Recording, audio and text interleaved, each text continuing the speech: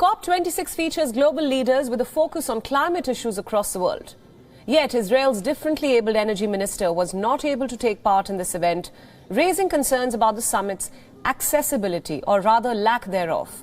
Israel's energy minister shared her disappointment that the United Nations, which actively campaigns for accessibility for people with disabilities, failed to implement it on its own turf.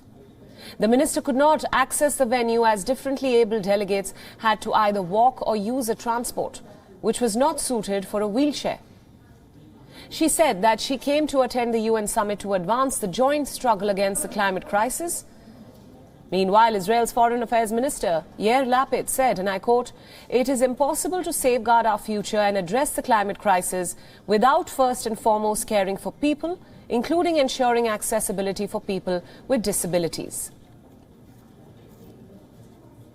Disabled people want to be included in the designs of our towns and cities. We don't want to be designed out of them. We want inclusive design that includes visually impaired and disabled people, where we can access public transport easily and safely. I would like to show them around the city and to see it from my perspective as a blind person. And I think they would look at things rather differently if they did. UK government official James Cleverly said that the venue was quote-unquote designed to be accessible for all. But the British ambassador to Israel apologized for the incident and said in a tweet that he wants a summit which is welcoming and inclusive to everyone. The Israeli minister thanked its ambassador for ensuring the problem was solved in real time. She also lauded the ambassador's efforts for making sure there was someone to apologize for the mishap. We're from the National Federation of the Blind of the UK, and we've got a challenge for the United Nations Climate Change Conference happening in Glasgow.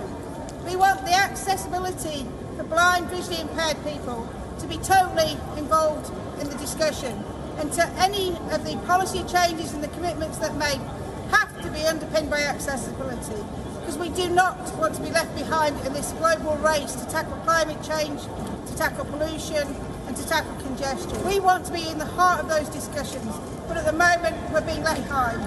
And those delegates from the United Nations to the world leaders have to include our voices. So please come and talk to us, and I hope that you're willing to listen and engage and include us in your policy decisions. WION World is now available in your country. Download the app now and get all the news updates on the move.